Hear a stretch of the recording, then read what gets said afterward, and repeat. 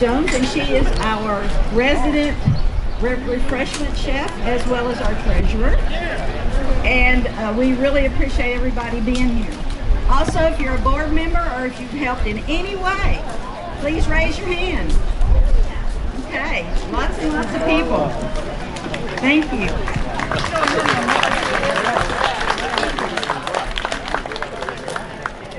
I want to do a little advertisement. We have our very first brochure that Carol Thompson is going to hold up. And it is a membership brochure. If you haven't joined, we'd love to have you join. And we have on there this year is our business memberships, and our first business membership people are Key Allegro Real Estate and Fox Environmental Services. If you are a business, I have a marker. I can put your name on here. No problem.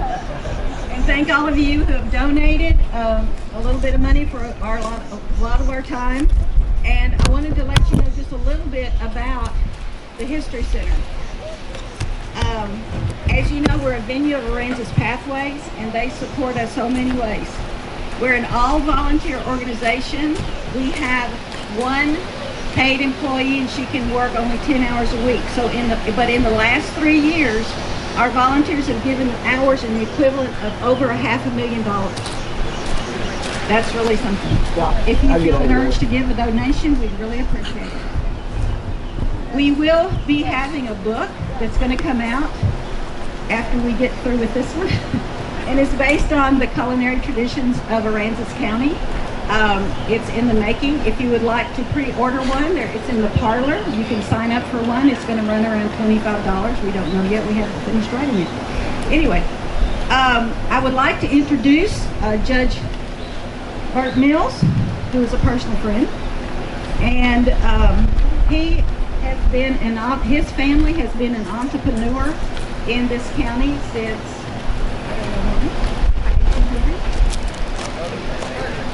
1842. And he not only is a descendant of Mills Wharf, but he's also the Iran Duck-In for 38 years. And so we are so proud to have him speak at our opening. Thank you, Judge Mills, for coming. Thank you. She asked me to tell you about the restaurant business, and I said, well, how do you cram 38 years of restaurant business in 5 minutes? Because that's all I speak. Anyway, the restaurant business is, or it was, a very rewarding business. I don't know if I'd want to be in it today, but made a lot of good friends in the restaurant business, and it was a pleasure. Back in the old days, I love that scene. Back in the old days, all the restaurateurs in Rockport worked together. We borrowed from each other. We got ideas from each other for different dishes, and it worked really well. Today, I don't know if it's. I think the competition's taken over, and the camaraderie is probably not like it used to be. But camaraderie was the other thing. You got to know your customers, and at one time I had 5 generations sitting at one table that had been eating a duck-in over the 50 years that my parents and Ed Warner had. It was, she also wanted me to tell some stories, but I can't tell you any stories because a lot of people here I'd have to mention, and then I'd probably get in trouble. Yeah, you too. Tony's been in the restaurant business for God knows how many years. He's still doing it, and proud of it. I got in the restaurant business when I was in the Air Force. My father called me. I was in Athens, Greece, and my father didn't have a real good sense of the time change between Texas and Athens. And he called me at 4 o'clock in the morning, and he said, "Boy, you want to go in the restaurant business?" And I said, "Dad, what the hell are you talking about?" He said, "Well, one time you said you wanted to go in the restaurant business, and Maureen has decided she wants to sell out. And I either got to sell out with her or get you to join me." And So thought about it a couple of days, and I called him back, and I said, yeah, my wife and I will come back and go into the restaurant business with him. Well, that was in 1971. We got back in Rockport in June, had a wife and a 5-week-old son, $500 in his pocket.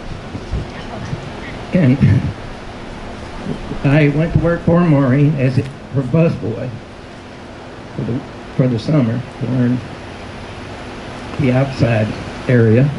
And then in September, when I got the loan and bought it, I went into the kitchen, became the dishwasher. Worked up to salad table, prep, cook, came out the front and hoped I never went back in the kitchen, but that happened quite often.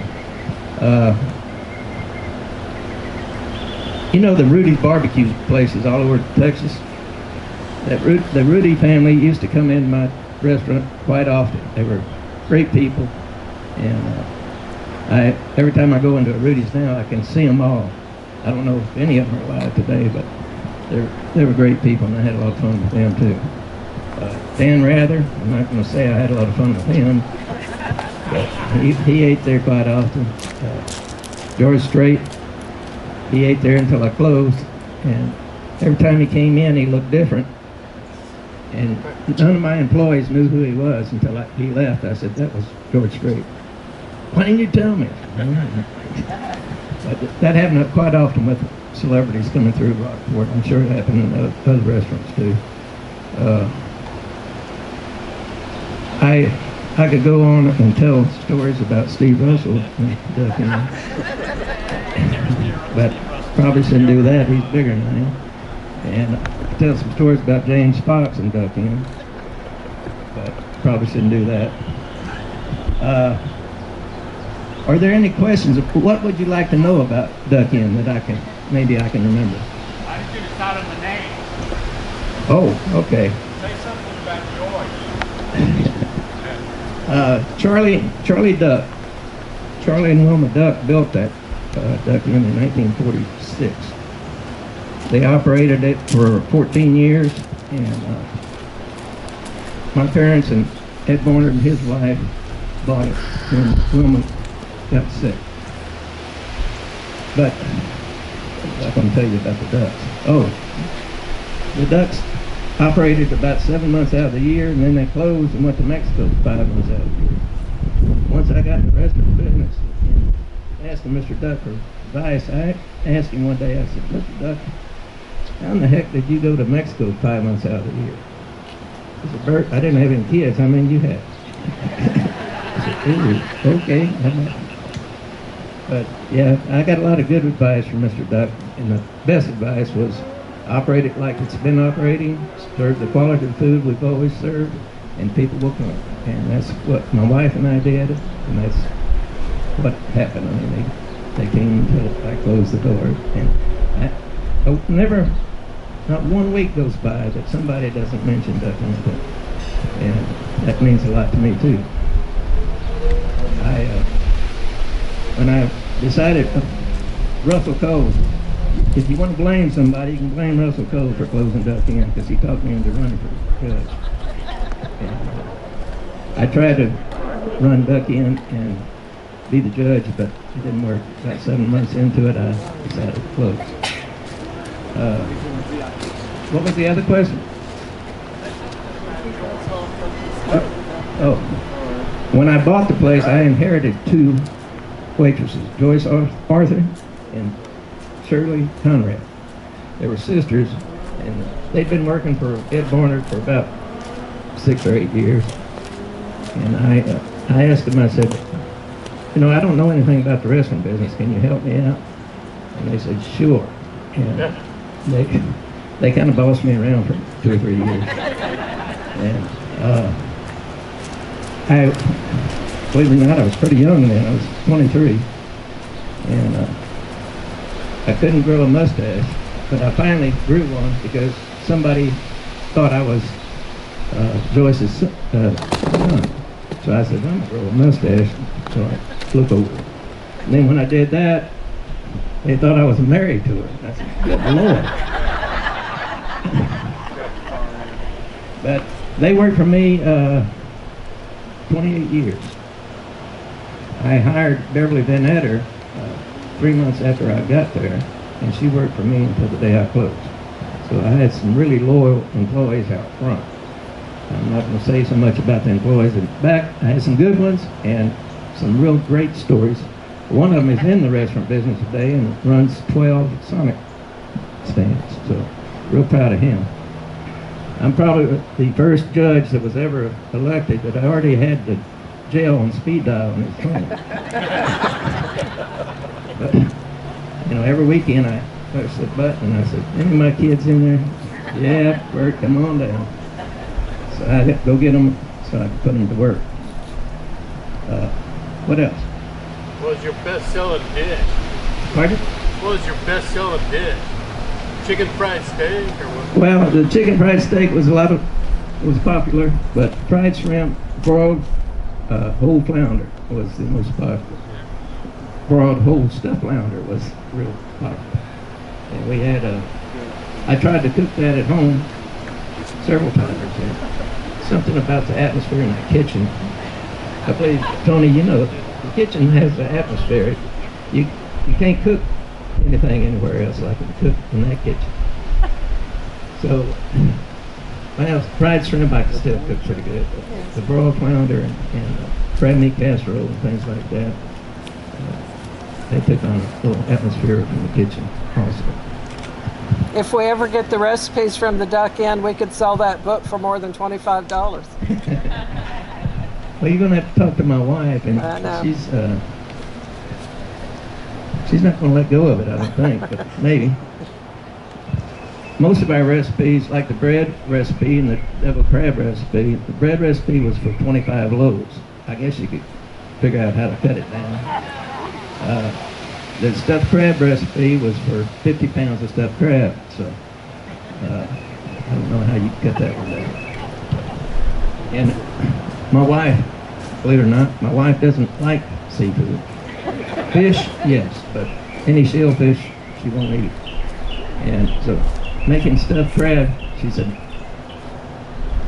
she didn't eat it until she made it. And it's kind of like sausage.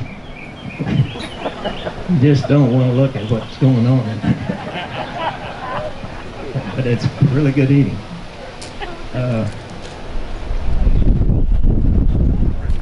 I started out in the restaurant business.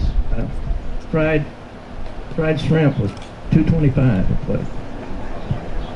I don't even remember what it was when I sold it, but I know what it was when I bought it the last time I bought it. My goodness. The stuffed flounder, when I bought it, was $3.75. And now you can't even get stuffed flounder, I'll tell you. Whole stuffed flounder anyway. And when I sold Duck Inn, or closed Duck Inn, I think we were selling the stuffed flounder for $14.75. So, Bert, I want to say one thing. After y'all closed the Duck Inn, I was at Apple Dumpling with some friends, and I looked over, and there sat you and Penny eating at somebody else's restaurant. It was the strangest sight to see. I thought, what is wrong with this picture? And y'all look so happy. and after 38 years in the restaurant business, you know, people ask me, don't you go out and eat in other restaurants? And I said, no. Why not? I said, because I'm so tired of eating in restaurants. I just don't want to. And it took me about 5 years before we started really going out a lot. But we go to Corpus Christi and other places too. Thank you, Bert. Appreciate it.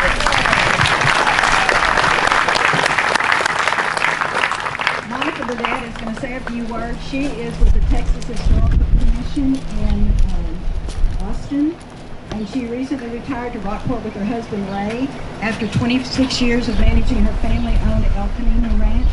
In the end, they are located in Kennedy County, just south of the King Ranch. She's a fifth-generation Texan, And Burdette had served on several terms on the board of direction of the Museum of South Texas in Edinburgh, where she served as board secretary. She's also an author of a cookbook, Mesquite Country, Taste and Tradition from the Tip of Texas, which won an award for the best community cookbook in America. Other activities include Burnett's conservation efforts, which fits right in here, and nature tourism. She's allowed important nature-related project and research on her ranch. Thank you, Monica. Vicki. And I'm so happy to see so many people here today. I'm not going to be nearly as funny as Judge Mills was, and I have a prepared text, and I thought I was going to have a podium, so pardon me when I move it. But I want to thank the History Center for asking me to say a few words.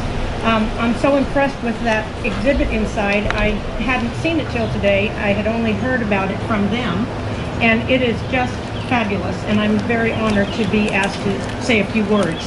I've been asked to do the foreword in the book that Vicki talked about, and so I've taken some of that material, and I'm going to do just a little bit of talking that really touches on most of the things that are in there. And so I hope it piques your interest in going and seeing the exhibit if you haven't already, and certainly to tell friends and bring family to see it. It'll be here till when? October the 1st.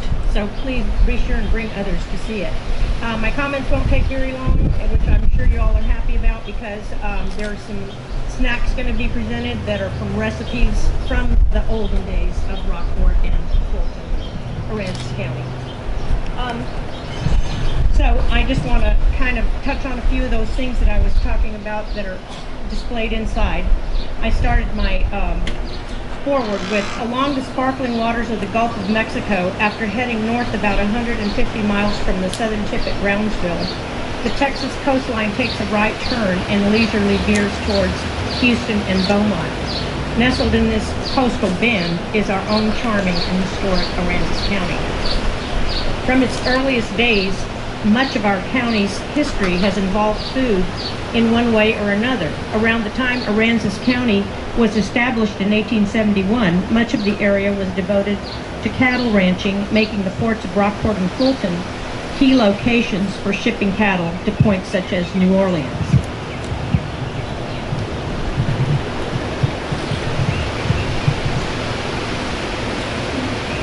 Before refrigeration came to the coastal bend, numerous meat packeries sprang up in the area to preserve and then ship meat. The first one was established after the Civil War ended, and in the following 8 years, the plant slaughtered approximately 400,000 head of cattle.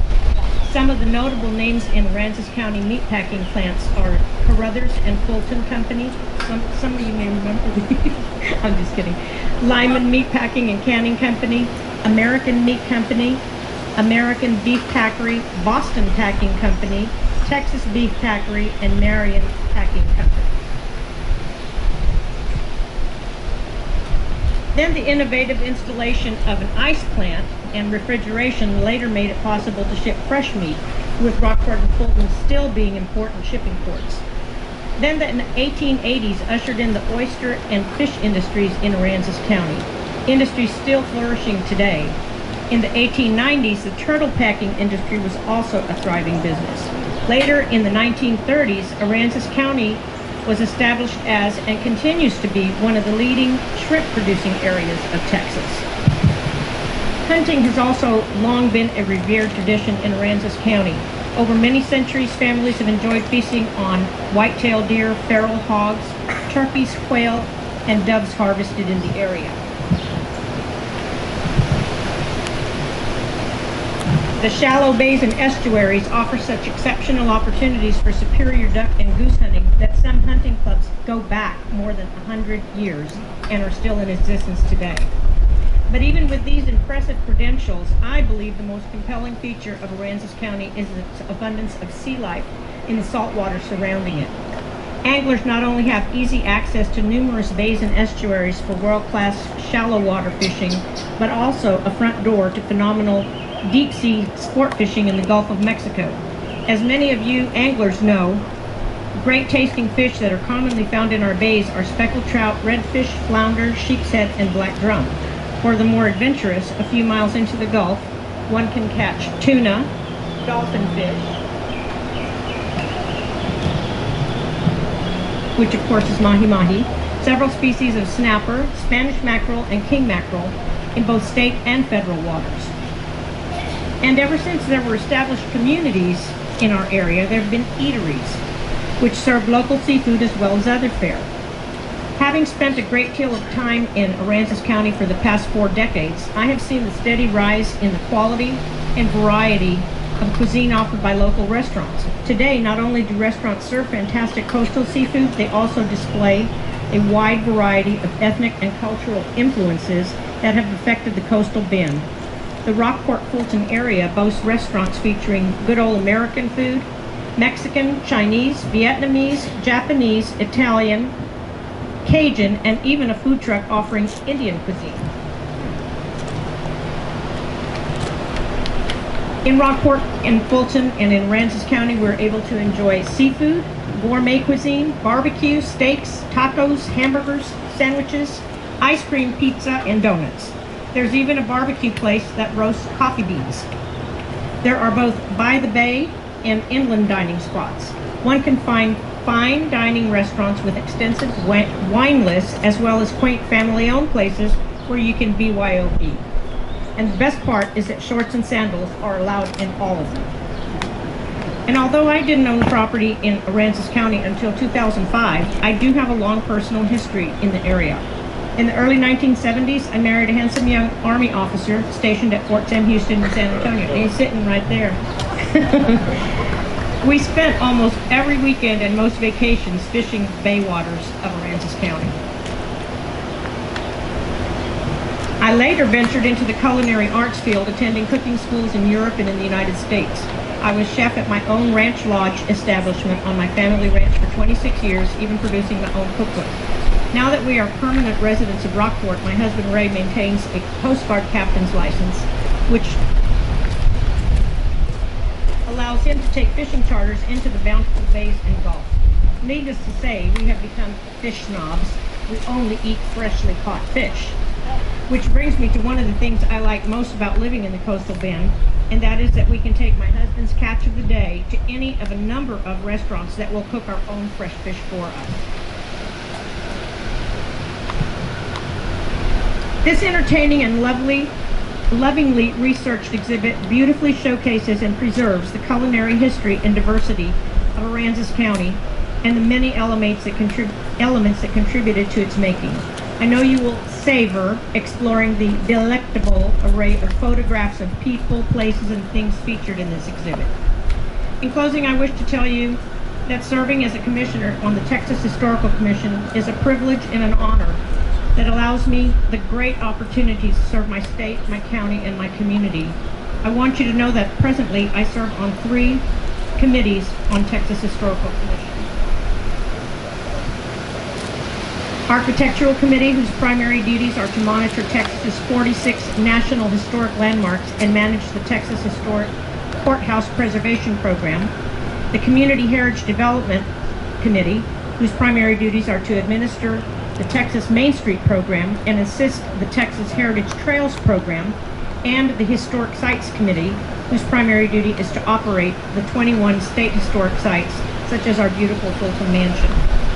I personally asked our chairman for assignment to those particular committees because I feel that they most allow me to interact with communities in preserving their heritage and histories. So you can see that the duty of preserving important historical elements of Texas communities is a personal priority for me. Therefore, I thank you for allowing me to play this small role in helping to preserve and showcase a part of Aransas County history. Thank you.